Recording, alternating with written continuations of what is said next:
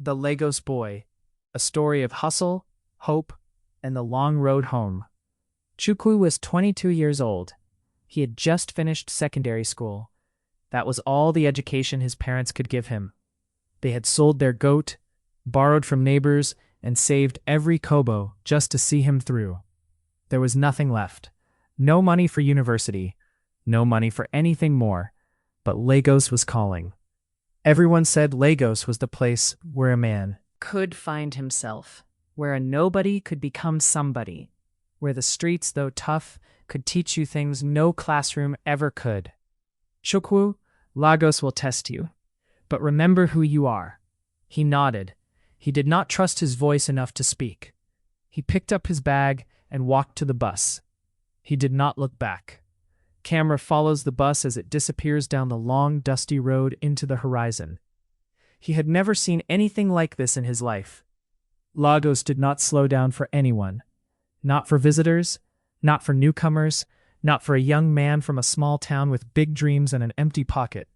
He had only two things in his bag, a change of clothes and the phone number of his distant cousin Emeka, who lived somewhere in Mushin. He found a payphone. He called Emeka.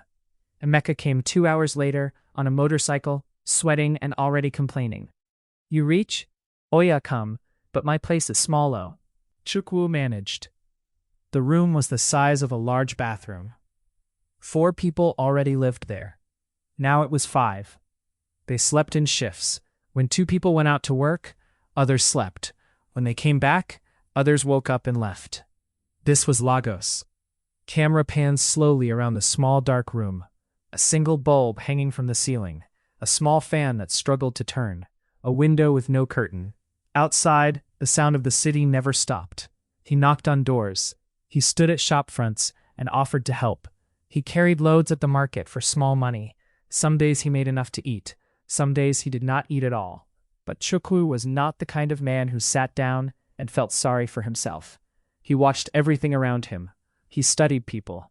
He noticed what worked and what did not. After 3 months of carrying bags and running errands, he got a small job at a phone repair shop in Ikeja.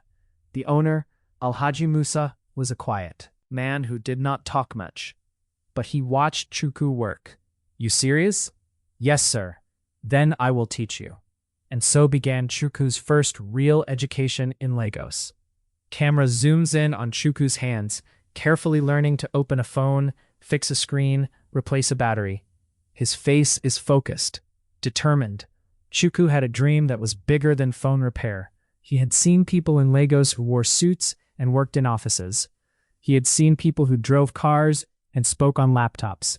He did not know exactly what they did, but he knew he wanted to be among them one day. So he started looking for ways to learn. He heard about a computer training center that opened in the evening, after work hours. The fee was small. He saved for 2 months and paid it himself. Year 5, Year 7, Year 10. Lagos had not been easy on him. There were times he was cheated by an employer who refused to pay him. There were times he tried to start a small business, and it failed. There was a year when he fell very sick and spent his entire savings on hospital bills. There was a night, one particular night in Year 8, when he sat alone on the floor of a new room he was renting by himself, and he put his face in his hands. He was 30 years old. He had been in Lagos for 8 years. He had nothing to show for it that the world could see. No car, no house, no big title. He sat there for a long time. Then he remembered his mother's voice. "Lagos will test you, but remember who you are." He lifted his face. He stood up. Camera slowly rises from Chukwu sitting on the floor to him standing tall. Same room, same darkness, but something has shifted inside him. He was not done. By Year 11, Chukwu had built something real. He was now working as a digital marketing officer at a mid-sized company in Victoria Island. Taken him years of free work, small jobs, building a portfolio piece by piece.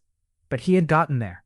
He was also running a small side business, helping small shop owners create a presence online, manage their social media, run simple advertisements. Word spread. Quietly, people started calling him.